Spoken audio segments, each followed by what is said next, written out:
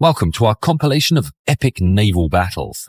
It's the 2nd of December 1939 on a British cargo liner off the west coast of South Africa. Have you heard about the German? Yeah.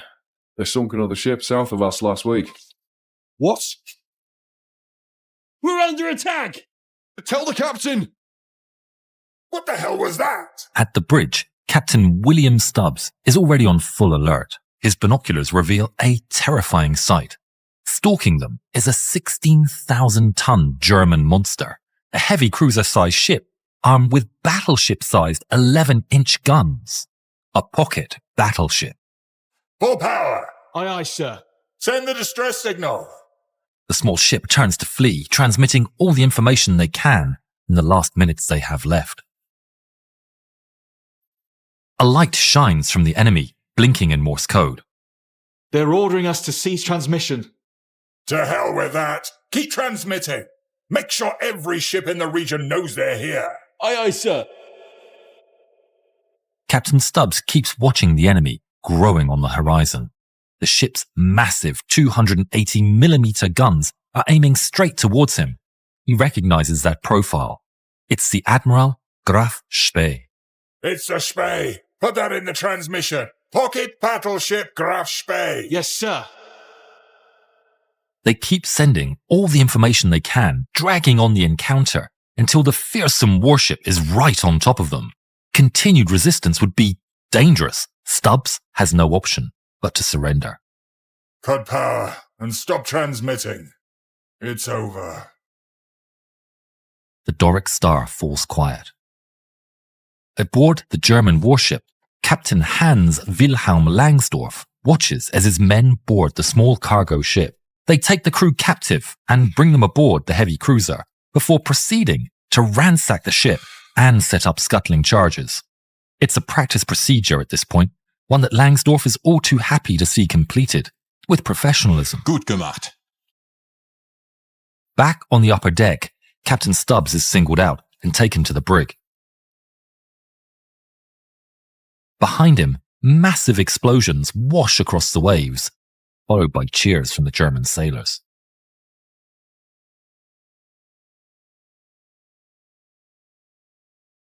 But while the cargo hauler sinks into the abyss, thousands of miles away, a Royal Navy squadron hears its dying transmissions. Sir, Graf Spee got another one. Commodore Henry Hardwood thinks over the new information. Bring the officers. Under his command are heavy cruiser Exeter and light cruisers Ajax and Achilles. They're patrolling off the coast of South America, as far away from the scene of battle as they could be. The Graf Spee has been their target for months, but with this transmission, Harwood gets the feeling they can finally bring its rampage to an end. There's a change of plan. The Graf Spee claimed another victim at approximately 13 hours yesterday. I suspect South American traffic will be their next target. We need to be ready. I agree, sir. But where?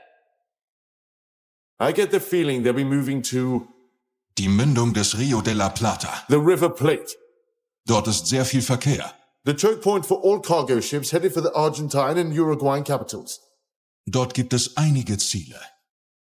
The 16,000-ton Graf Spee turns for its new destination, unaware that they're falling directly into Harwood's grasp. On the morning of the 15th of December, 13 days after the loss of the Doric Star, on board the heavy cruiser Exeter, Captain Frederick Secker-Bell supervises the early morning activity. The squadron has been patrolling the estuary for days. Lookouts are on full alert, waiting for Harwood's prediction to come reality. It's been a tough wait. Initial sightings suggest they're coming, but they haven't heard anything new for days. Until... Sir, Howard reports smoke at 3:20. Orders to investigate. Fly affirmative. Men to action stations. Load SAPs. Yes, sir. Exeter breaks west, approaching the mysterious ship. Slowly, the masts come into view. Then the superstructure, and finally, the mighty guns. It's clear. The Germans are here. It's them. Tell Harwood we have a pocket battleship. Message confirmed. A pocket battleship at 3:20. The Exeter reports the enemy in sight. After months of chase and so many lost merchant ships, the showdown is finally here. Men to action stations, heading 30 degrees and full power. Tell Exeter to charge the ship from the south. We surround them from the east as practiced.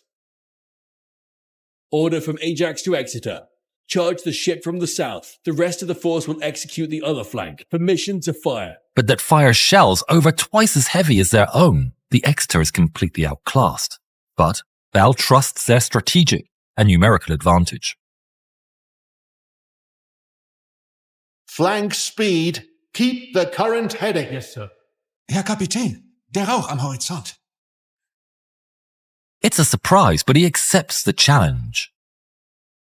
Nun gut, lasst sie uns treffen. The two ships keep approaching, the Graf Spee's path unchanged. Bell watches through the binoculars as two giant turrets traverse towards them. And then, Feuererlaubnis. the first shots of the Battle of River Plate wash across the waves. The shells striking the sea. Exeter Gunnery Officer Lieutenant Commander Richard Jennings remembers, The captain hailed me, not with the usual rigmarole of enemy in sight, bearing, etc., but with, there's King Shear. Yes, King Shear! Open fire at her! the Exeter unleashes her guns with powerful blasts. The shells fly across the sky, and they too fall short.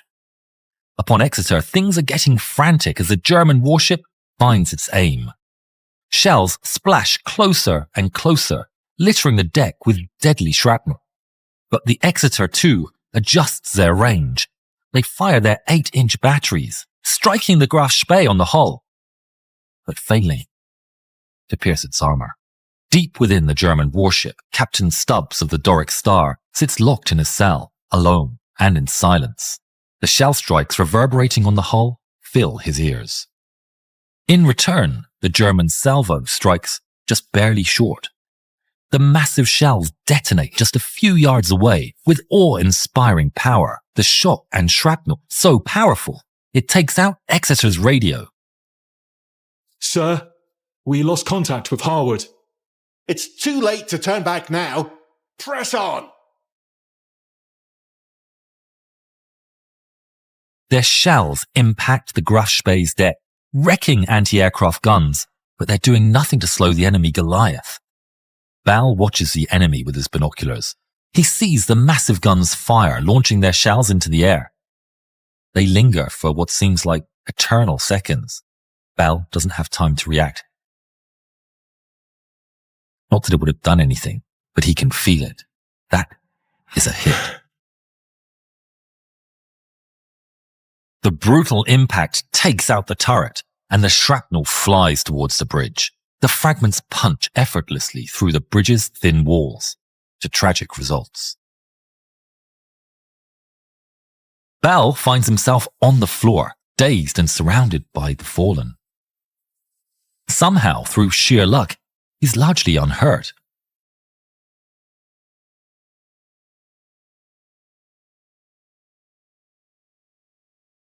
There's no time to mourn. With determination burning in his eyes, Bell returns to his post, but finds his communications destroyed. Bloody hell! At that moment, medical personnel rush in, but there's no time. He hurries past them, abandoning the bridge and making his way towards the aft conning station. Do you have comms here? No, sir. We've lost them. He looks around and calls for the first sailor he sees. You, come over. Have no comms. Tell the port torpedoes to prepare to launch when the enemy comes into view. And the men at the rudder to steer 25 degrees The unknown starboard. sailor salutes and runs off. He rushes for someone else. On his way back to the bridge, Bell continues to recruit more sailors, re-establishing communications with the entire ship. You, ask the damage control officer for updates. You, tell the magazines I have no comms. Any emergency they need, send me a runner and find someone to tell the same thing to Yes, the sir. aft turret. In a matter of minutes, a team of messengers forms. From this point on, they become Captain Bell's only way to control the ship. But somehow, it works. The ship begins turning starboard, and the torpedoes are ready to fire. and they launch off into the sea. The 4 remaining guns fire with deafening fury above the waves, while the torpedoes silently approach their target. Despite the messenger's best efforts, though, they could never be quick enough for precise aim, and the torpedoes completely miss. But Bal refuses to stand down. Keep firing! The remaining 2 turrets continue to fire, spreading death and destruction across the Graf Spee's exposed elements, but doing little internally. Shell after shell strikes the German warship's heavy armor with little effect, ricocheting away or stopping dead in its tracks. Finally, they strike luck. At last, a round pierces the armor and punches straight through the lower decks and detonates deep within, destroying the fuel purification plant. There are no fires or floods, but in a single blow, the ship has been doomed. Unable to purify its vast stores of diesel, it has cut its usable fuel from days to hours, not enough to return to Europe. But it does nothing to hamper their combat strength. Another salvo falls on the battered heavy cruiser. One shell slamming into the A turret and another punching through the hull. The second shell explodes within and sets fire to an ammunition storage rack. The brave sailors in the station rush for their extinguishers, quelling the flames before a catastrophic fire and explosion could be unleashed. The strike silences Gunnery Officer Richard Jennings' last turret. He decides to abandon his position as director of the control tower and run through the chaos, reaching the Exeter's last working main gun. To the turret crew's astonishment, Jennings climbs to the top of the turret and starts shouting directions. Travel left! Aim for their turrets! Jennings stares down the massive enemy warship in the distance as his turret takes aim underneath him. Fire! Jennings is blasted with gas and heat from the giant guns, but he takes it. Correct high! 100! Fire! Meanwhile, in the 2 light cruisers, Commodore Harwood is becoming impatient with the lack of results. All this time, they were executing the other flank, seeking to overwhelm the Graf Spee with the crossfire. But without communication with Exeter, they can't even find out if their aim is true. And now, he clearly sees that the Exeter is smoking, enlisting, while the Graf Spee stands seemingly unharmed. With a sinking feeling, the truth dawns on him. They've been doing nothing. Heading 285, close the distance, proceed at utmost speed. Ships break formation and charge to Exeter's rescue. Aboard the Graf Spee, Langsdorff spots the incoming British. Das ist ein Torpedoangriff. Sollkurs West. Stellt die Nebelwand auf.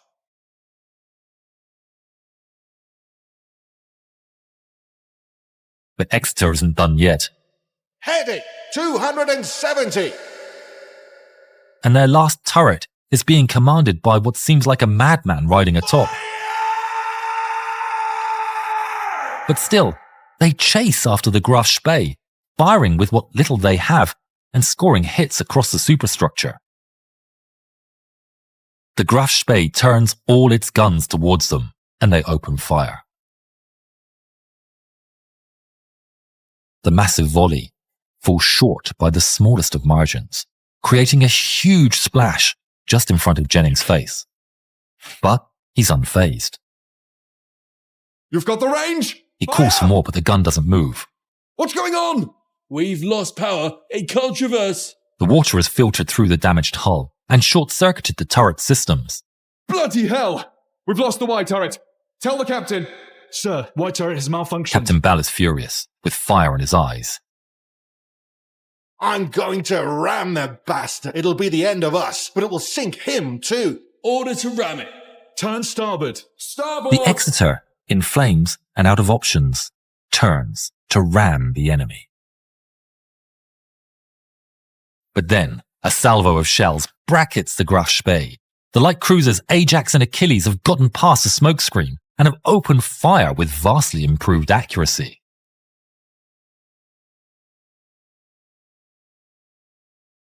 Harwood is on them. They finally got him. Verdammt, sie haben die Reichweite gefunden. Captain Langsdorff pushes the Exeter to the back of his mine as the new Challengers pummel the Graf Spee's upper deck with salvo after salvo. With damage and casualties mounting, Captain Langsdorff orders a retreat. Feuer einstellen. Volle Kraft voraus. Nehmt Kurs auf Montevideo. The Ajax and Achilles pummel the ship for another hour as the Graf Spee desperately sails for neutral waters. But they're too far away, and Harwood is determined to not let the ship slip away. What is our ammunition status? 20% remaining, Harwood is sir. shocked. It's far less than he expected. If he carries on, he could have too little to defend himself if they happen to face another battle. Hold fire. Pull back and shatter them.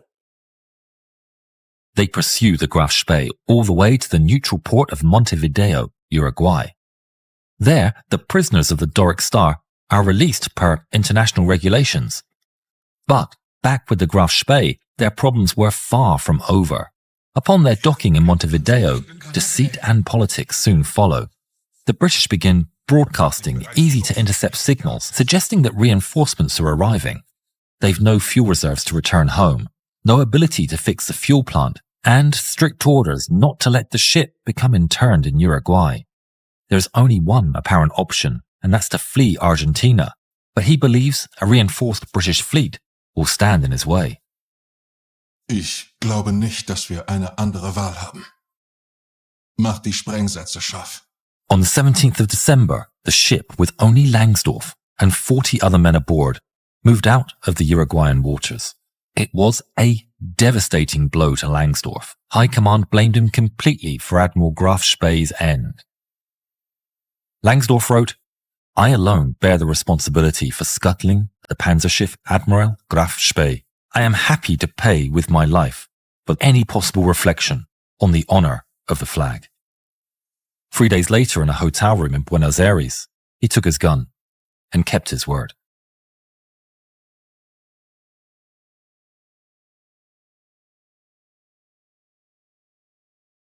The mighty ship burned in the shallow water for the next 2 days. Despite the lack of decisive victory, the battle was still considered a great success for the Royal Navy. Commodore Henry Harwood was promoted to Rear Admiral and knighted for his leadership. Captain Frederick Secker-Bell wouldn't receive any Navy awards for his actions, but he and a good portion of Exeter's crew did get a hero's welcome from the residents of the city of Exeter. Gunnery Officer Richard Jennings, on the other hand, would be awarded the Distinguished Service Cross for his actions and went on to command ships of his own. It's the 5th of March 1944, and in a cramped U-boat, Captain Gerhard Seehausen is hunting his prey. Feuer!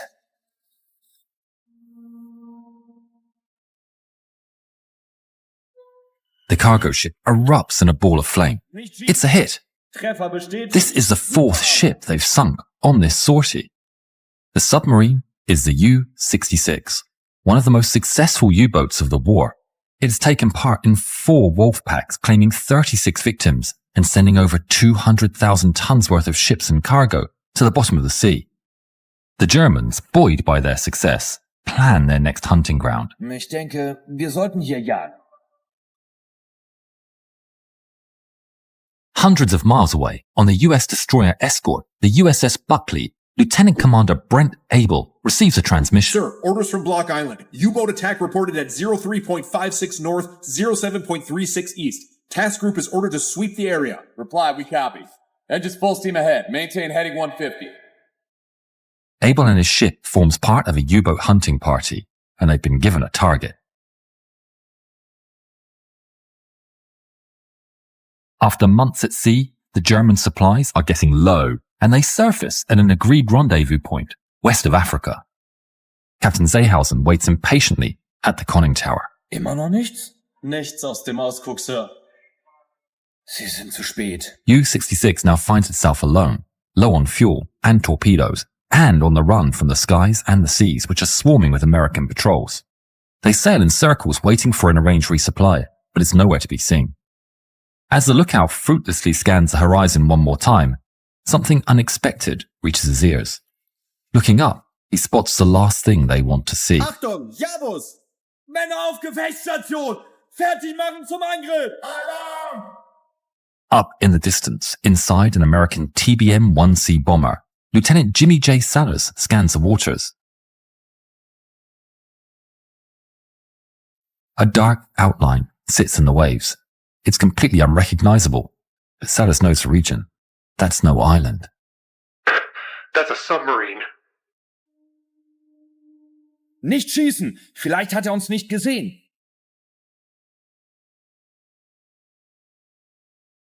Es hat uns gesehen! Halt! Es gibt keinen Angriff. Warten Sie ab!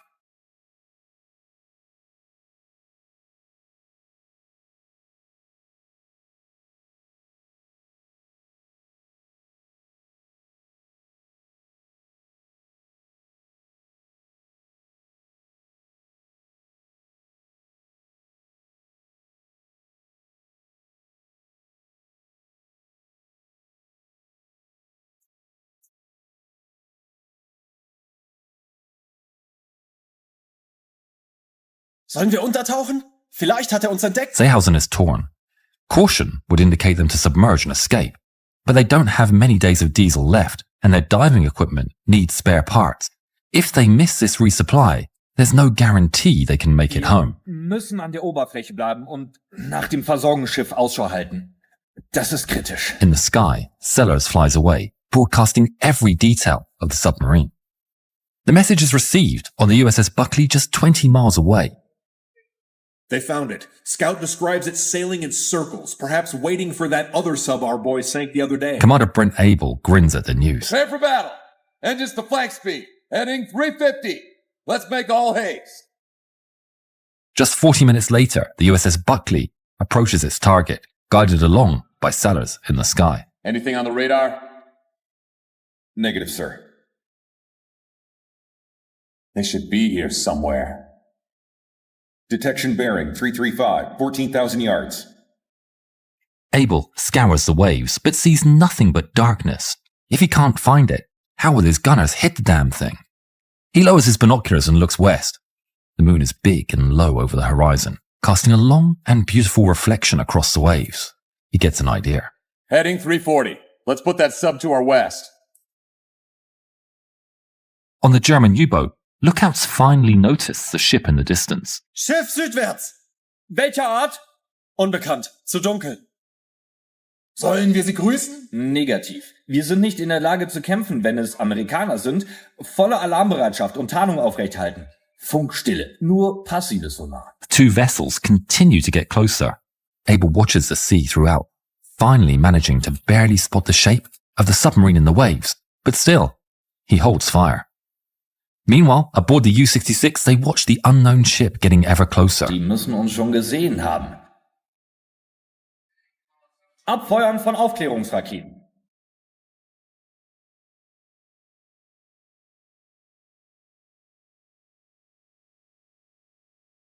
Keine Antwort, Sir. Chills travel down the spine of everyone gathered. It's clear now. They're not friendly. Kurs auf 010. Hecktorpedos bereit. Ja, Sir. Können wir untertauchen? Mit unseren klebrigen Ventilen würde das 15 Minuten dauern. Dann vergessen Sie's. Lassen Sie die Männer bei den Waffen. It's a disaster, but they're determined to fight. Alarms blare within the U-boat. Deep within the vessel, 21-inch torpedoes are locked and loaded. Feuer! Back at USS Buckley, Commander Abel finally sees his elusive prey enter the moon's reflection. The invisible ghost is now clear as day. Heading 260. Get the range. Yes, sir. The helmsman turns hard to port, aiming the destroyer straight towards the enemy. But little does anyone on the bridge know that outside, a torpedo sails right by where the ship would have been if it hadn't changed course. Torpedo verfehlt. Feuer aus allen Rohren! Muzzle flashes shine from the enemy submarine. Tracers fly towards the American ship. Without skipping a beat, Commander Abel gives the order Open fire! to unleash their own guns. 20mm, 40mm, and 3-inch guns open fire simultaneously, launching a storm of lead at the Germans. With the moon and preparation on their side, their accuracy is on point. The rounds slam straight onto U-66's deck. Seehausen's post is rocked by heavy fire, but the armor holds. Wir sind getroffen. Geben Sie mir einen Schadensbericht und schießen Sie weiter. In the air, Salah's radios updates of the battle to the battle group. Buckley has opened fire. Sub is returning fire. Boy, I have never before seen such concentration. Buckley is cutting hell out of the conning tower. The German gunners brave the incoming shells, holding position and fighting back with all they have. But in the dark and the chaos, they aim far too high, their courage reaping no rewards. One by one, they fall, and the guns lay quiet. Looking on with his binoculars, Commander Abel sees the submarine about to leave the moon's reflection. Check fire, check fire. Don't waste ammunition while we can't see. Heading 180. The shelling pauses at a good time for U-66. Injured men retreat into the hatches and are replaced by fresh crew. This is their chance. Feuer! AA guns open up on the destroyer escort, and shells streak across the sky. The U-boat gunners try to adjust low, but estimating the range of a dark object on a dark background proves next to impossible. The American storm of fire resumes, in full force, the whole broadside of the destroyer unleashing its many guns upon the submarine. The U-boat gun crews bravely continue to fire, despite completely lacking protection, loading and firing as bullets crash all around them. The chaos becomes background noise as they work. One of their rounds punches through the Buckley smokestack. But Buckley's weapons pummel the enemy into submission, the forecastle getting shredded. All throughout, Seehausen desperately calls evasive maneuvers. The sub constantly turns left and right, trying to dodge the brutal enemy fire. But in the process, they only slip further into Buckley's grasp. In U-66's conning tower, Captain Seehausen orders to turn around to face the enemy. Kurs 210.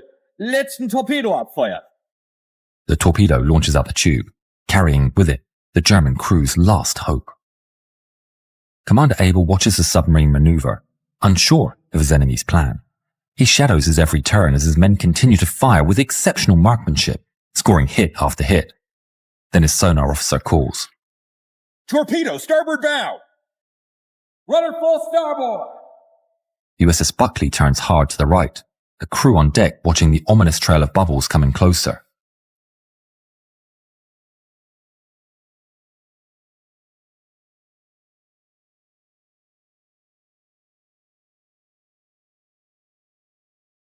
At warship speeds, the maneuver feels eternal, but they manage to escape, the torpedo sailing harmlessly by.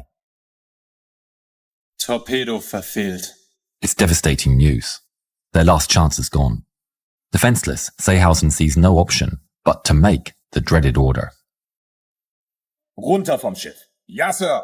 Kurs 030. Feindlichem Feuer ausweichen, solange es geht. A couple of German sailors rush out of the hatches and dive into the sea, escaping the barrage of shells. But in the dark, Abel doesn't notice and they continue mercilessly shelling the submarine.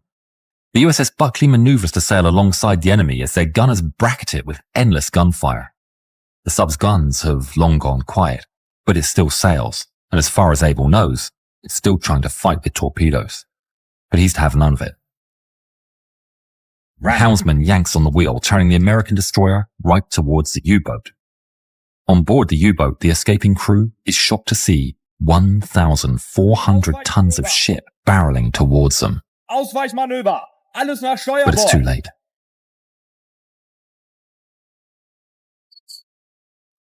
The destroyer slams into the submarine and leaning against it.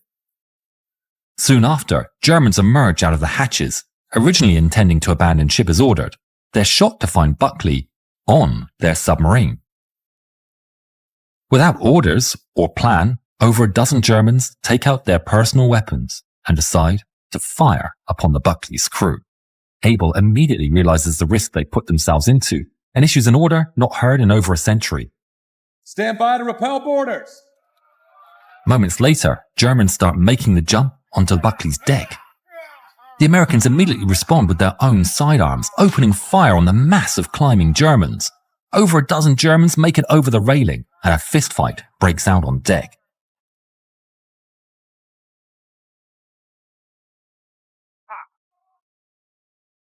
Everything from spent casings to the officers' hot coffee become weapons, striking enemy sailors in the head and causing them to fall back. It's chaos. Aware of the devolving situation, Commander Abel does the only thing he can. Engines, full USS Buckley starts sliding backwards across the submarine's hull, making an infernal noise. Germans cling onto the side of Buckley and are forced to choose between dropping back onto the U-66 or being abandoned aboard the enemy's ship. An unknown sailor brings grenades and throws them at the sub.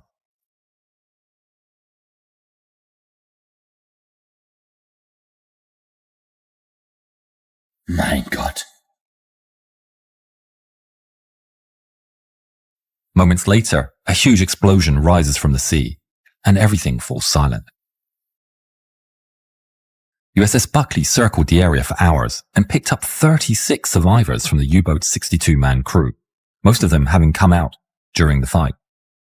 USS Buckley itself didn't lose a single man, and Commander Abel would be awarded the Navy Cross for his leadership. He survived the war. Captain Gerhard Seehausen was never found and went down with his ship. He was just 26 years old. It's the afternoon of June the 24th, 1944, and Flight Lieutenant David "Pop" Hornell pilots his Catalina flying boat. He's on an anti-submarine patrol over the rough Norwegian seas when over the intercom, the port gunner asks, "Hey, you seeing what I see on the port side?" He checks to his left, and sure enough, in the distance, there's the distinct form of a U-boat floating in the sea. "I sure do." Hornell activates the action station's alarm, and the flying boat turns towards the enemy with 4 depth charges at the ready. Below, spotters in the German U-boat 1225 see the incoming aircraft and sound the alarm. Oberleutnant zur See Ernst Sauerberg doesn't waste a second. The submarine turns in evasive maneuvers as twin 20mm cannons and a single 37mm flak cannon are turned towards the Catalina. Feuer! The Catalina is rocked by 37mm flak. The plane's already shuddering under hits on the fuselage. "Cole, radio the base. Keep them updated." "Copy that." Hornell orders the radio operator, Sidney Cole, to tell the base their location and situation. But before Cole has a chance to send the first message, a flak shell punctures the radio compartment. Cole groans and puts pressure on his wound, but doesn't report it. Instead, he pushes through the pain and keys the transmission. Little does he know that the radio equipment has been damaged by the German fire. Hornell dives towards the target, unaware that none of their transmissions are being sent. As they get closer, 20mm cannons join the fray, and tracers zip all around. The impacts get ever more frequent, punching holes in the aircraft's thin skin. Boys. Hold on. The crew feel a violent shake and are horrified to see pieces of the right wing being torn off. Flak bursts by the right engine, and it starts shaking violently. Hornell fights with the aircraft as it starts to drift off course, the mounting damage making it ever harder to steer. At the nose of the aircraft, the front gunner opens fire at the U-boat with his twin 303 Brownings. Bullets rain around Sauerberg. The Catalina's fire zeroes in on the conning tower as they get closer. Sauerberg's men are struck, and the guns go silent. Ihr Männer, an die Geschütze oder wir sind alle tot! But the incoming fire is too accurate. The Germans can't move as the Catalina's machine guns rip into the conning tower. But then, one of the Catalina's guns jams. The U-boat commander, hearing the strike slow, seizes the opportunity. An die Geschütze, sofort! The crew jump into position and they open fire on the incoming Catalina. Hornell's blood runs cold as he sees once more a wall of tracers coming up at them. The Catalina's hit again with German fire ripping through the wings and fuselage. A glow comes from above, and Hornell looks up to see the damaged engine with flames gushing out of its cowling. "Starboard engine on fire. Shutting it down." The second pilot shuts off the engine, but it doesn't stop the fuel leak. The ball of fire grows as a plane barrels towards the enemy submarine. Sauerberg is staring at a rapidly approaching ball of fire and orders evasive maneuvers. Voll nach Backbord! Above, Hornell is fully committed. Seeing the submarine turn left, he makes an adjustment at the last possible moment. And then he releases the depth charges. Below, Sauerberg watches the Catalina roar overhead as it drops its payload. Gott im Himmel. The depth charges splash perfectly around the submarine.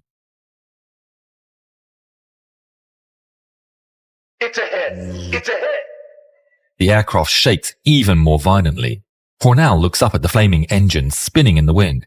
He sees it shake its own mounts apart. The rivets and bolts come undone. The fuel and parts of the engine rip away from the wing.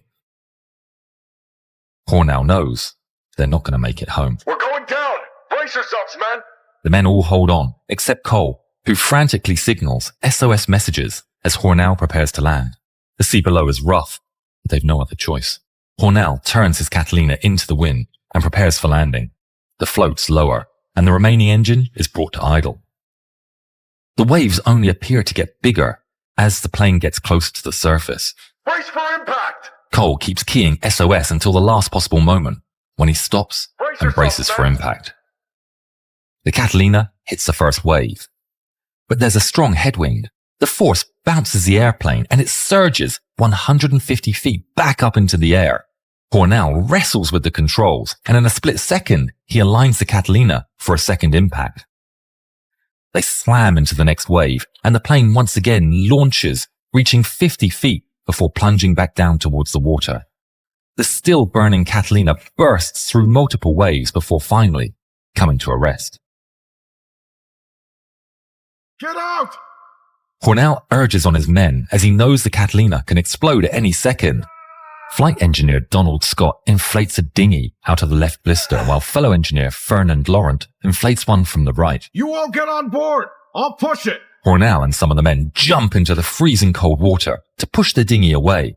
Cole bundles onto the dinghy and makes sure to secure the survival rations as the men start pushing. But then he remembers the radio. Wait, the radio! Hornell barely has time to understand what Cole has just said before Cole starts swimming back towards the Catalina. What are you doing? We need the radio. They won't find us. Don't. It's too late. Hornell is right. The men watch painfully as the Catalina is engulfed in flames and sinks under the waves. They begin helping one another onto the dinghy.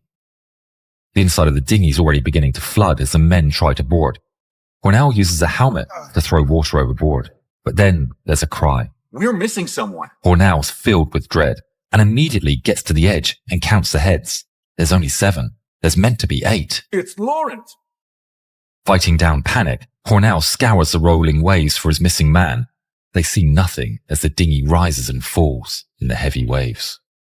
They catch a glimpse of a second dinghy that's also cresting a wave in the distance. There he is! They push furiously through the swell, rushing to catch up with their friend. The men on the dinghy direct as they see their friend also paddling towards them. But then they crest another wave and see Laurent's dinghy empty. Go faster! They redouble their efforts and reach Laurent, who's managed to struggle back onto his dinghy. The relief of having 2 dinghies is palpable, and 2 of the crew move to get onto Laurent's dinghy. But then Laurent's dinghy explodes and drops the men into the ice-cold sea water. They all start to pile onto the remaining dinghy, but they can't fit. Hornell volunteers to stay in the freezing water with 2 more men. Hang on. We sent those distress calls. Rescue will be here soon. But he doesn't know that none of them were sent. For 3 hours, Hornell organizes a rotation, swapping who waits in the water, hoping to delay hypothermia. Hornell assigns himself to stay in the freezing water the longest, but it's unbearable. His strength is fading. We have to figure out how to get everyone aboard. Look, there! An aircraft is spotted in the sky. It's another Catalina. Get the flare gun! The flare fires off into the sky, lingering in the air for a minute before falling into the sea. But the Catalina keeps on its path. Another! They send out a second flare, and yet again, the aircraft doesn't react. Come on! Come on! Another! A third flare is shot into the air. Seconds drag on. And finally, they saw us. The Catalina turns towards them. We have survivors adrift, 63 degrees north, 0 degrees, 30 minutes west. Unable to land due to bad weather. We need a boat. Over 100 miles away in the Shetland Islands, rescue boat HSL 2507 is deployed. The Catalina stays circling over the stranded men, and they signal in Morse code. High speed launch on the way. Help coming. Then sometimes later it signals, U-boat killed. The men cheer. They might just make it out of this. Every wave is torture, and they're having trouble holding on.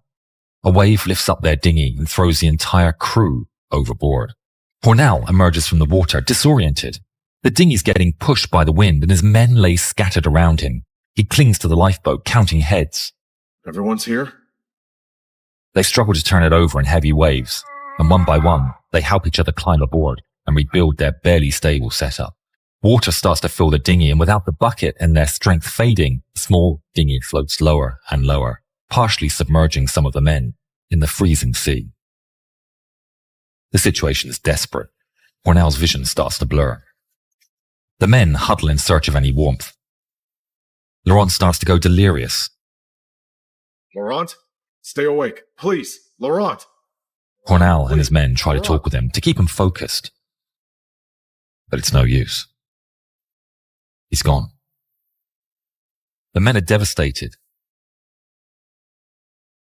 Hornell makes a difficult decision to push Laurent's body overboard. Up above, the Catalina's running out of fuel. There's no choice. The crew radios the men's position one last time and turns for home. The men stifle back tears as they watch their hope fly away.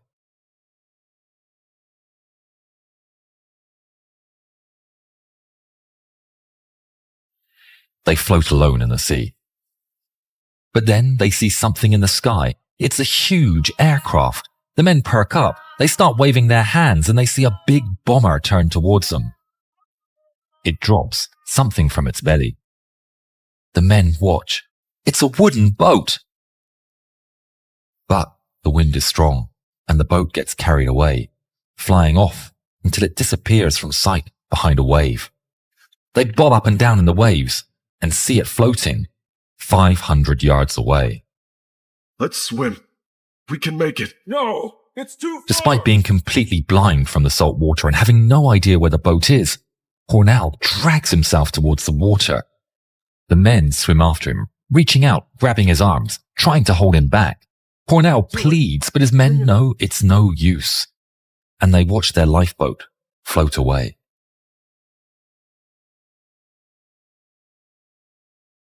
A spotlight appears over the waves, illuminating the men. The rescue boat has finally arrived. Contact. We found them. After 21 long hours, the survivors of the Catalina are pulled from the sea. Laying on the dinghy, Hornell looks up, staring through his blurred eyes at the scene of his men being lifted out of the water. A sense of accomplishment washes over him, and with the last of his strength, he musters the smallest of smiles. His eyes close, never to open again. The sailors on the rescue boat attempt to revive him for 4 hours, but it's no use. Thanks to Hornell, 5 survivors would all make a full recovery and survive the war. David Ernest Hornell was posthumously awarded the Victoria Cross, and it was received by his wife. It's a dark, stormy night on Christmas 1943, and the mighty German battleship Scharnhorst, one of the fastest ships of the Kriegsmarine, carves through the rough Arctic seas. At its bridge stands the fleet commander, Konter-Admiral Erich Bay.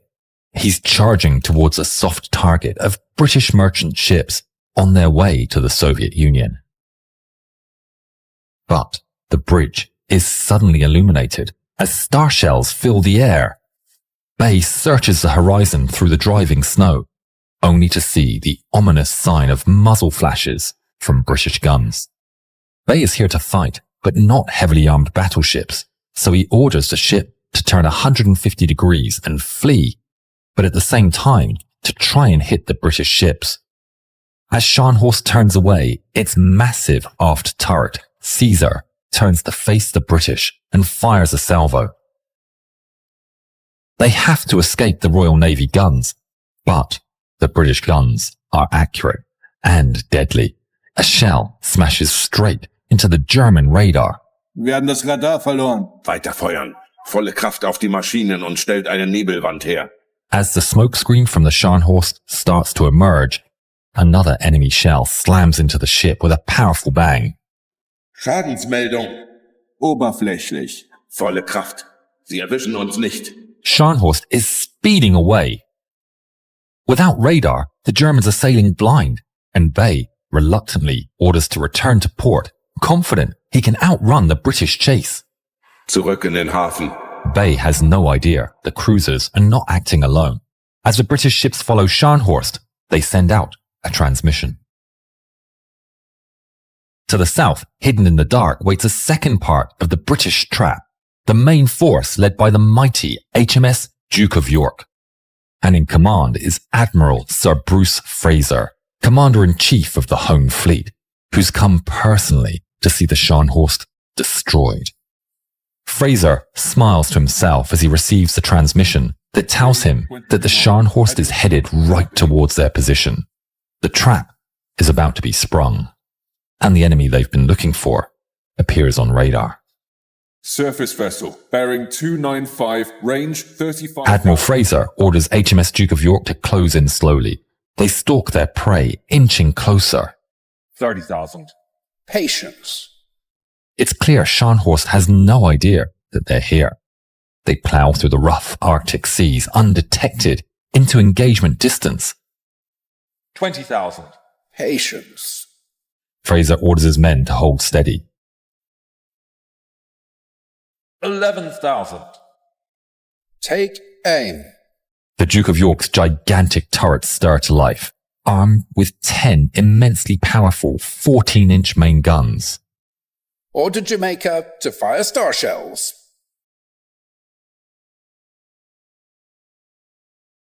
Conter-Admiral Bay and his men think the battle's done. They're steaming south on their way to the port, when suddenly, yet another star shell illuminates the sky directly in front of them. Everyone's attention turns to its source. Fire! The Duke of York opens fire with a full broadside. The men aboard Scharnhorst see the world around them erupt with the sounds of splashes and metal. A single 14-inch shell punches directly through Anton, the foremost turret, killing everyone inside. To prevent the magazines from exploding, the second forward turret, Bruno, is also flooded. Bay realizes that they're trapped. He can't turn back because of the chasing cruisers. So, his only option now is to escape to the east. Scharnhorst turns hard to port as they return fire with all they have, which for now is just one turret. The enemy fire comes crashing down all around them. Another 14-inch shell smashes into Scharnhorst's superstructure, triggering a massive fire. The Germans realize that Bruno isn't aflame, and they flooded it for no good reason. So the order is given to drain the magazine, and Bruno comes to life. Scharnhorst takes fire from the flank and behind, as Bruno is rocked by a 14-inch shell. The turret is full of smoke, and the crew have to evacuate. Scharnhorst proceeds at absolute maximum power, as Caesar, their last turret, fires at the British ship. Back on the Duke of York, Fraser is getting nervous. Scharnhorst is steadily sailing away from the action. The Duke of York's guns are adjusting their aim. But an incoming salvo from the Scharnhorst strikes the ship, bringing the catastrophic news. Sir, we've lost the radar. Without that radar, there's no way they can adjust their aim. Make repairs, and fast. Lieutenant Harold Bates from the radar shack is already on it. He can see that the radar is drooping downwards. Without waiting for orders or informing anyone, he climbs onto the mast. It's in the middle of a snowstorm. It's an incredibly brave act. The wind and snow bite at his face, and he's repeatedly buffeted by the blast from the main guns.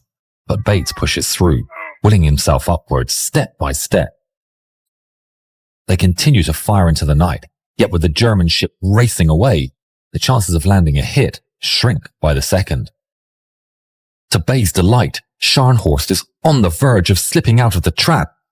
The British ships now sail full east, trying desperately to keep up. At the same time, the German technicians successfully bring the Bruno turret back online. It's immediately put to use, sending shells towards the enemy. On the Duke of York, Harold Bates clings onto the mast, like his life depends on it. The wind howls around him, tearing his hat away. but he finds his footing and keeps going. With massive effort, he manages to push the radar antenna back into alignment. Suddenly, the radar screen comes back to life. Contact, range 22,000 yards. Radar reports Scharnhorst at 22,000 yards. That's over 10 nautical miles. It's within the range, but it's still a difficult shot in these conditions. Correct and fire, quickly! The guns adjust up and fire. 14-inch shells fly up into the sky. They travel for 30 eternal seconds. Then they come down. A shell hits the Scharnhorst and passes through the thin upperbow armor and finally explodes in boiler room number 1. Bay's horrified. He knows it's over. Schadensmeldung. Starker Dampfverlust. Wir sind auf 8 Knoten gefallen. It's not enough. Already aware of his fate, Bay orders to make a transmission that reads, Wir kämpfen bis zur letzten Patrone. Es lebe Deutschland. The German engineers get to work and the ship recovers to 22 knots. But it's not enough. Her reduced speed makes her vulnerable to torpedo attacks. The British ships join the main force from the north. Scharnhorst is now surrounded. Konzentration auf die Zerstörer. Lass sie nicht näher kommen. The German 15-centimeter secondary turrets target one of 4 destroyers approaching. There's far too many of them. 2 make the charge and release 8 torpedoes towards Scharnhorst. A British torpedo finds its mark and rocks the German battleship. Then the 2 other destroyers make their run, releasing 12 torpedoes towards the Scharnhorst. 1 impacts on port and 3 more on starboard, all in quick succession. The ship shudders and groans. It begins taking in water and slows down to 10 knots. Torpedos abfeuern. Bay orders Scharnhorst to turn around and attempt a torpedo run of its own, but the ship is too wounded. Only 1 torpedo is launched, and it misses. Scharnhorst is surrounded by the British ships and is pummeled into submission. Its secondary turrets continue firing. Even with the ship burning and entirely boxed in, the men continue firing to the last. The Caesar turret fires again and manages to hit a destroyer. The British destroyers push forward again and perform another torpedo attack at point-blank range. 5 explode against Scharnhorst's hull. The Caesar turret, which was the first to fire in the battle, is damaged and finally falls silent. Huge amounts of water have poured into the many holes, and the ship begins to list. Still standing on the bridge, with his ship leaning heavily to starboard beneath him, Bay knows it's really over, and finally orders to abandon ship.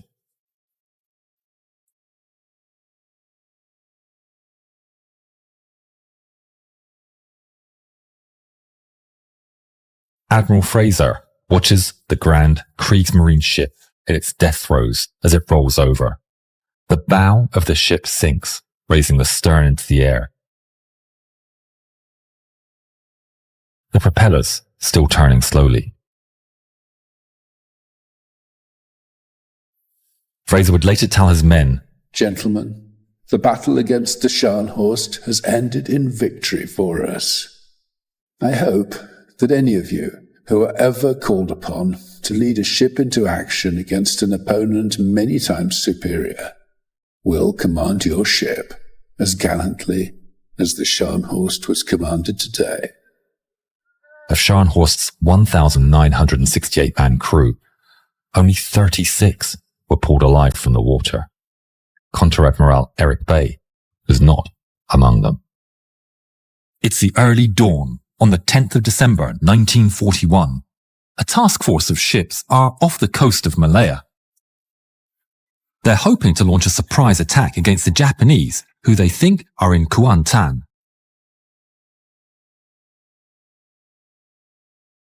The head of the task force is the HMS Prince of Wales and its captain, John Jack Leach. Sir, Tenedos is signaling distress. Bloody fools. We're under radio silence. This better be good.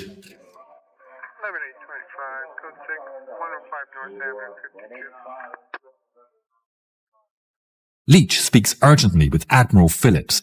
Sir, Tenedos is under a Japanese bomber attack. It's the worst possible situation. Get everyone ready. With horror, they need to accept that the Japanese have found them and the entirety of Task Force Z is within range. Outside, the air trembles with the engines of Japanese aircraft. They come through the clouds and line up their target. First, they go for the aging battlecruiser, HMS Repulse. The bombs are away. They scream down towards the ship. And a tall column of water erupts on the starboard side, followed by several more on the port side. Captain Tennant of Repulse orders, "All hands to action stations!" A 250-kilogram bomb screams down. There's an enormous explosion as the bomb hits the Repulse amidships. The captain is thrown to the floor, as are the rest of the bridge. The bomb has penetrated through the port seaplane hangar and devastated the armored deck below. It's a scene of carnage as the fallen lie around the hangar. Repulse emerges from the fray with a plume of smoke coming from her upper deck where she'd been struck. Damage report. No critical damage. Her speed, though, is unaffected, and she steams on, emitting just the faintest smoke curl. On the Prince of Wales, Leach turns and gives an order. Action stations. Repel aircraft. More shapes emerge from the clouds. It's 67 Japanese bombers. 2 squadrons separate and approach the capital ships in a pincer formation designed to reduce the effectiveness of the British anti-aircraft gunfire. From 8 miles away, they begin their dive. Phillips' demeanor hardens as he broadcasts the order, "All ships increase speed to 25 knots. All captains are granted freedom to maneuver." An officer hunches over his radio. Confirm message. Over. His face drops. Sir, the aircraft to port appeared to be carrying torpedoes. There is no such aircraft around. Phillips observes the sight through binoculars and watches aghast. The Japanese aircraft continue to lose height and fly into some low cloud before appearing off the Prince of Wales port bow. 9 Japanese planes start their approach. They see the British ship in the distance as they come in skimming the waves. There's a flash as one by one the British anti-aircraft guns open fire. Tracers arc up towards the black dots in the sky, and after 12 salvos, the guns switch from controlled fire at individual planes to barrage fire, hurling a curtain of bursting shells to provide a flak barrier for the hostile planes, desperately trying to force them to drop their torpedoes early. The Japanese planes keep coming. The loaders begin trembling as they push shells into the magazine feeds, hoping that something, anything, will down just one of the planes. The British anti-aircraft gunners, however, are unprepared for the sheer speed of the Japanese planes. Most of the British anti-aircraft shells burst well behind the aircraft as they bear down upon the British ships. Battered but still flying, the Japanese pilots bravely push on until their torpedoes are in range. They drop. The fish are away. On the Prince of Wales, there's horror as Captain Leach barks the order, "Hard to port!" attempting to slip through the tracks of the torpedoes. Meanwhile, the Japanese bombers are too large and too fast to pull away quickly, and they fly straight at the Prince of Wales, machine gunning as they go, reaching the battleship well before their torpedoes do, and causing disorder on her decks, killing and wounding sailors as they approach. The British gunners are now firing at near point-blank range. A Betty bomber takes a flak shell to the wing, which snaps it from the body, causing it to spin and dramatically slam into the water. But there's no time to celebrate. 2 torpedoes move straight towards the ship, and there's no avoiding a hit. All the men aboard brace for impact. Down! The first one strikes. a pillar of water erupts on the port side of the Prince of Wales and punches through the outer hull, but thankfully there's only limited flooding. Moments later, the second torpedo strikes the Prince of Wales under her stern, blasting open a hole some 4 meters high and 6 meters wide. It's a critical blow. There's now a direct route for water into the very heart of the ship, sweeping sailors off their feet and drowning the ship's engine room. Her speed immediately starts dropping as water floods into her. Emergency pumps are unable to stop the steady rise. The sailors continue to attempt repairs, wading through water now waist deep to get to the hull. She begins listing to port. On the deck, the gunners keep shooting to the point where the air can almost burn the skin, but their rounds explode behind the Japanese planes and the men brace for another impact. Brace for impact! All the sailors can do is watch, wait, hold on and hope.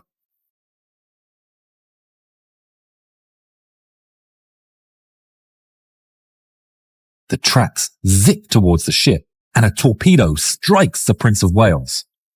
Her electrical system at the stern suffers massive damage. Without power, both the steering motors are dead. The Prince of Wales is a sitting duck. She's now a death trap. Captain Leach orders, "Flood the void spaces of the starboard torpedo defense system. We need the ship level." He needs the ship level, or almost level, so that his men can train their anti-aircraft guns, which are currently pointing too high. But this also makes the ship more vulnerable should she receive another torpedo strike. The sailors strap on any small arms they can to the side of the ship in a last-ditch defense. By 12:19, the Prince of Wales is left with little anti-aircraft protection. The gunners pour water on their boiling barrels and the loaders scramble to and from the magazine, knowing this will be a gamble at best. A gunner looks up. Contact, due east. A huge formation of aircraft sweep down like a cloud, losing height and once again splitting into 2 attack formations. 6 Betty bombers come in low and race towards the Prince of Wales on her raised starboard side, flying under the anti-aircraft fire she could offer on that side. The sailors begin firing with anything they could raise from below, but it's to no avail. All the fire goes harmlessly above the attackers. Torpedoes drop in quick succession. The sailors watch in horror as 3 torpedo tracks come straight for them. There's a hit. A jagged hole tears right through the ship as the first torpedo blows clean out through the other side, the force of the current dragging sailors under and out of the ship. The second torpedo strikes almost directly under B turret, shooting a plume of oil and water up the side of the ship. The final torpedo strikes the unarmored section of the hull, where there is only 1-inch thick steel. There's nothing Captain Leach can do. The steering gear of his ship is completely useless. Meanwhile, the Repulse is putting up a valiant defense against her attackers. Captain Tennant turns his great ship swiftly towards the diving aircraft, readying his vessel to pass through the tracks of the torpedoes that he knows are coming. The torpedoes drop, and as they run in the water, they leave a telltale trail of white bubbles. Captain Tennant brings all his seamanship to bear as he manages to dodge the tracks of every one of the torpedoes dropped by the 2 Japanese squadrons, as well as the others coming from the attack on the Prince of Wales going on at the same time. Each member of the bridge holds on as the ship leans and lists from Tennant's audacious steering.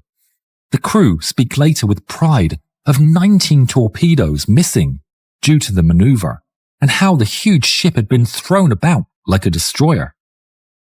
Incredibly, he also avoids all the bombs from high-level bombers dropped from 12,000 feet. But at 12:20 on the Prince of Wales, Phillips is left with no option. Reluctantly, he orders his radio signallers to break radio silence and transmit to the rest of the task force to come to the aid of the Prince of Wales and the Repulse.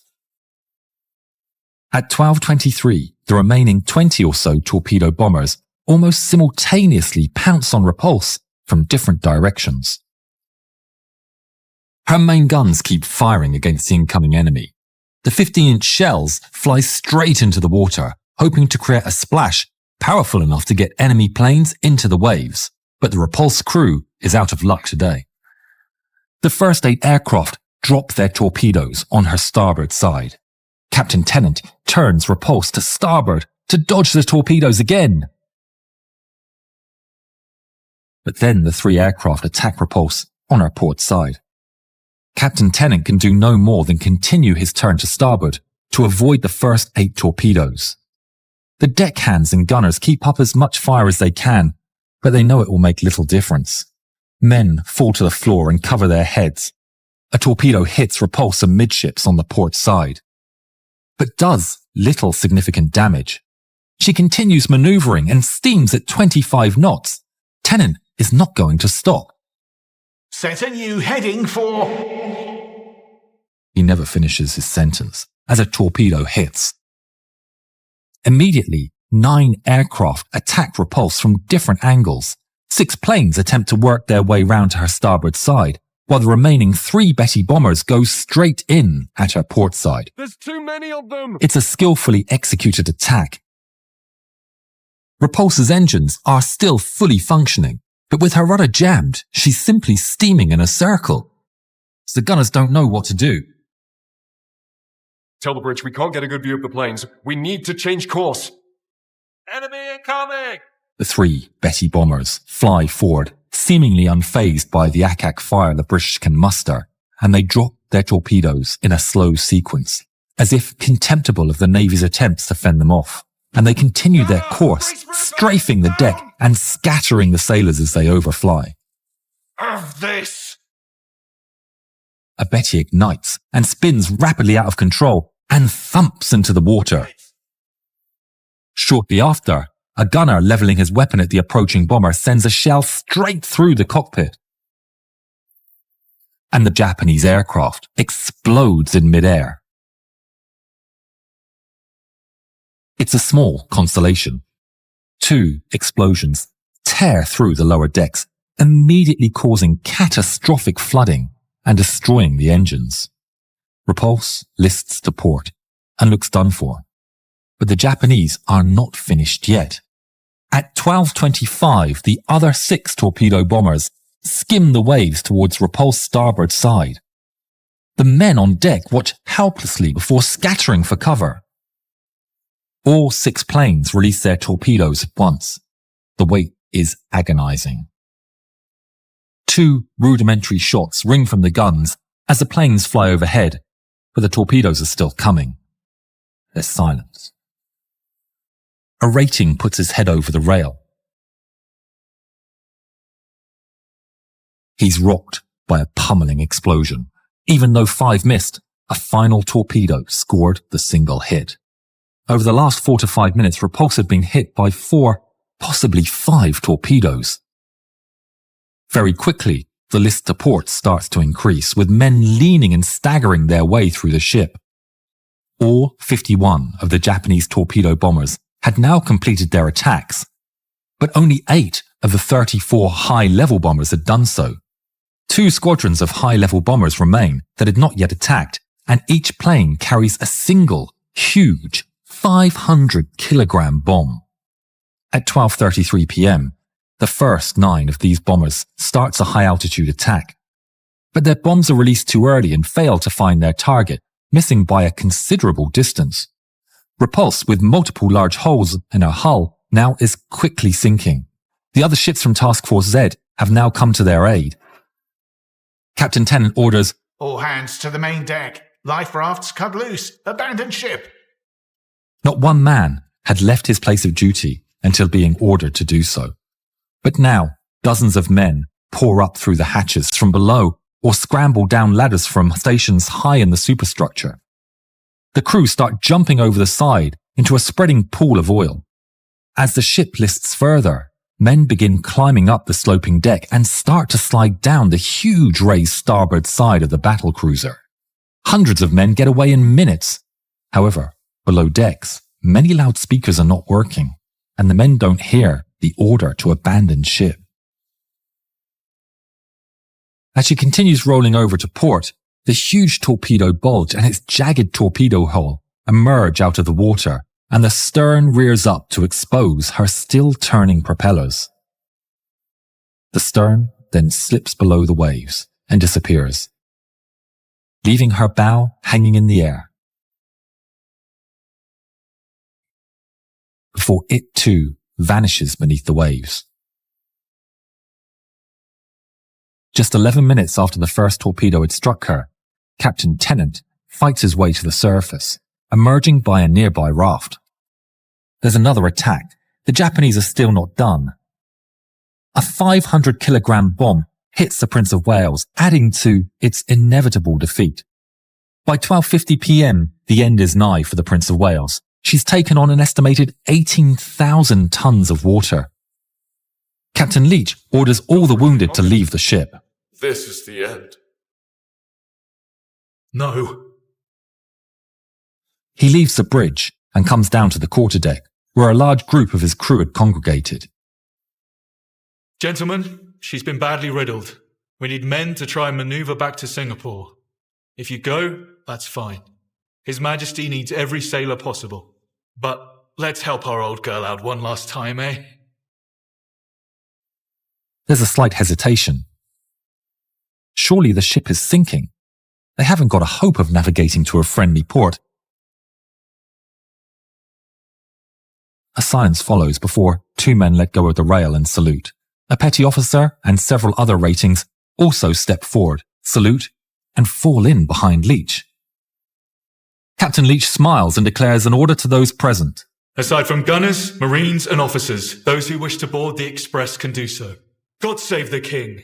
He then climbs back up to the bridge to join Admiral Phillips. Hundreds of men started crossing over to Express on makeshift lines and gangplanks.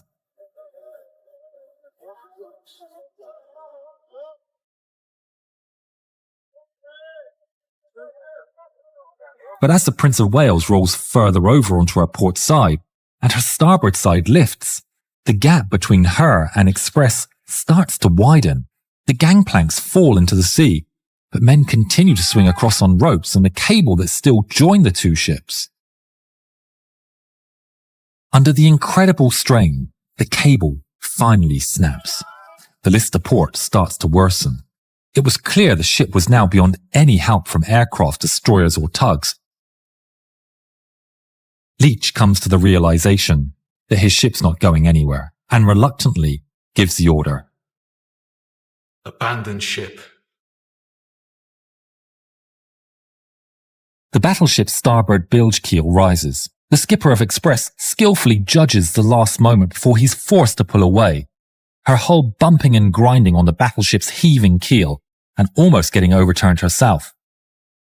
The destroyer suffers a 20-foot gash in her hull from the contact, but many men have been saved. Admiral Sir Tom Phillips remains on the bridge almost to the end, he and Captain Leach silent, contemplating their defeat. The last reports seeing them alive are at 13:24, when the two men are on the side of the horizontal ship, just before she rolls over and capsizes.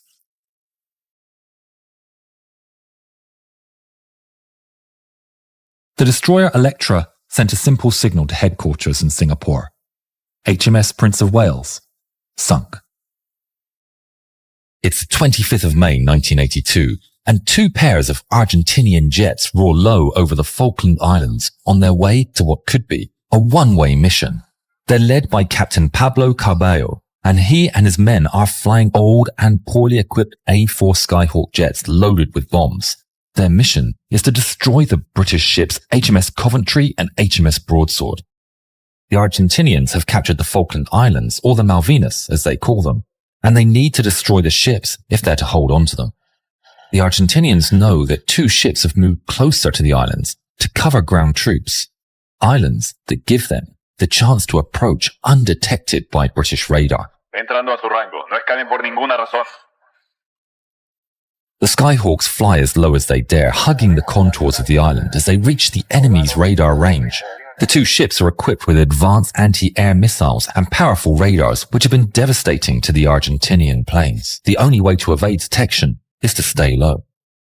On board HMS Coventry, Captain David Hornell has his men on high alert. British Special Forces have warned him that the Argentinians have recently launched on a mission, but he's unaware that this time, his ship is the target. 4 detections on the radar screen confirms his worst fears. Full contacts bearing 225 range 30. Captain Hornell immediately orders the crew to action stations and alarms blare on both ships, and swiftly the mighty Sea Dart's surface-to-air missiles turn to bear. The Skyhawks, at the same time, approach Pebble Island and hug its contours. With expert flying, the Argentinians become invisible to the British radar, and on the Coventry, the contacts disappear.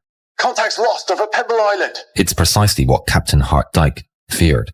Pebble Island is too close. The Sea Darts have a minimum range, so now they'll only be able to fire once, if they're lucky. Hornell gets on the radio to Broadsword.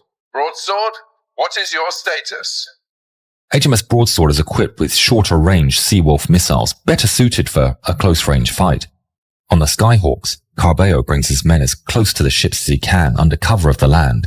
His planes have no radar and no warning systems, but at 10 nautical miles distance, they can see the British ships. Comenzando el ataque. Buena suerte, capitán. He and his wingman, Lieutenant Carlos Rinque, make the charge and accelerate to maximum speed while skimming the waves. Aboard Coventry, the 2 Skyhawks immediately light up their radar. 2 hostiles bearing 192 low level. To add to the confusion, a British Harrier jump jet reports in. It's in the firing zone. Captain, friendly aircraft 20 miles out. A British plane and enemies in the same airspace. Should he fire? In a split-second decision, he chooses the missiles. Turn the Harrier away. Shoot missiles. But the operators still can't get a lock. The Argentinians are flying extremely low, mere feet from the sea. Carballo's canopy is covered in sea salt as he soars through the spray, so low that the radars struggle to track them. Aboard the Coventry, the men's hearts race as they see the enemy getting ever closer. The Sea Dart missiles are failing to lock. Captain Hornell feels the dread of a wrong decision, praying for Broadsword's Seawolf missiles to do the job. Aboard Broadsword, the men can see the targets. The Skyhawks are flying so close, the Seawolf's radar detects them as a single aircraft. They lock the target as the Argentinians barrel down towards them. But then, the single contact splits into 2, and the 2 sets of coordinates crash the missile guidance system. The missiles are not responding. Restart them. There's no time. Lookouts aboard Coventry see the Skyhawks with the naked eye and shout with alarm. In a last-ditch effort, HMS Coventry's deck guns turn to bear and open fire, soon joined by the roar of personal machine guns and rifles, sailors firing from all across the deck. Carballo sees the splashes of the shells striking the sea and the tracers of the British bullets drawn closer, refining their aim. The enemy ship is right there. He can taste victory, but the shells are getting closer. He can feel it. They're not going to make it. Cambiar otro. He orders to swap targets, setting his sights on Broadsword. The 2 planes pull to the side and away from Coventry's guns, roaring by her deck as they line up their pass. The 2 Skyhawks pull the triggers and their 1,000-pound bombs are released. They fall down into the sea and splash onto the ocean surface. It redirects them upwards as they bounce, skipping like stones. Broadsword sailors see the 2 massive bombs bounce twice as they head down towards them. One bomb hits the sea and sinks short of the Broadsword, but the other doesn't. It punches straight into the side of Broadsword. It's deflected upwards and it bursts out of the deck. It flies on, tumbling as it falls into the sea, without exploding. Carballo is dismayed, but they're not done yet. Coming in behind them is the second flight of First Lieutenant Mariano Angel Velasco and Ensign Jorge Nelson Barranuevo. They are equipped with less powerful but more reliable 250-kilogram bombs. Aboard the British ship, they now see all 4 contacts on the radar, and Captain Hartdyke orders an immediate turn to starboard to allow the missiles to fire at all contacts. Coventry's missile operators get a lock on Velasco, and the Sea Darts turn directly towards them. Shoot! There's a bright flash on Coventry's deck, and the missile rockets out in a plume of smoke. Just as it does, Velasco and his wingman fly lower and lower over the water. They disappear from the British radar, and the missile goes straight. The sailors are aghast as the missile loses track and flies away. Velasco sees the missile fly off 500 meters to his right, but his eyes are locked on HMS Coventry. As he fast approaches, Broadsword, meanwhile, is restarting the missile systems as the Skyhawks fly in towards them. Sailors nervously stare at blank screens as they're on a race between the Skyhawk and the rebooting computers. Come on! The screens come to life, and the sailors get to work. The Skyhawks are detected and appear on the Seawolf radar. The launches turn, and the target is locked. But then, on their screens, they see HMS Coventry sail directly in front of the launcher. The Coventry is in the way! In their rush to cover all targets, they've blocked the only missiles that could actually fire. The Broadsword's captain tries to maneuver to get a clear shot, but it's just too late. In the Skyhawks, Velasco and Barranuevo are approaching their target. On the Coventry, Captain Hartdyke orders all turrets fire at will. Cannons and machine guns join in, firing with everything they've got at the incoming planes. The main 4.5-inch gun is sending its shells towards the sea. The men realize the sights are misaligned, but that's not the only malfunction. At the same time, the 20mm anti-air gun jams. The men desperately try to fix it as the Argentinian planes close. In a desperate attempt, sailors all across the ship open fire with their rifles. The sea churns and splashes as everything the British have is directed towards the advancing Skyhawks. But it's all too late. Echo over the intercom, and commanding officers order everyone to hit the deck. Men jump for cover and hold on, waiting for the inevitable. Velasco sees the enemy ship fill his view and pulls the trigger. His A4's 20mm cannons are unleashed, spraying a volley of lead across the ship's deck and superstructure. He holds the trigger down as long as he can. Then he releases his payload. The bombs fall away, arcing lazily across the air before slamming into HMS Coventry with force. They punch through the hull, the impact echoing through the ship as 2 almost hollow thunks. But there's no explosion. The second A4 roars overhead without dropping its bombs, the payload failing to release. Seconds drag on. The men start to get back up, looking around with fear and confusion. A voice comes through the intercom reporting damage. But they never get to finish their sentence. The bombs detonate. 2 huge explosions rock HMS Coventry. In the air, the Argentinian pilots are elated to see smoke pouring from the Coventry. They've done it.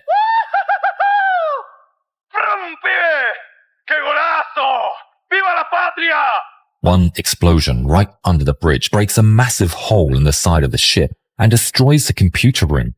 The fire moves up through corridors and blasts through the operations room, where all the operators and Captain Hartdyke were working. The second one explodes in the forward engine room, starting a massive fire and taking out electrical and propulsion power from the ship.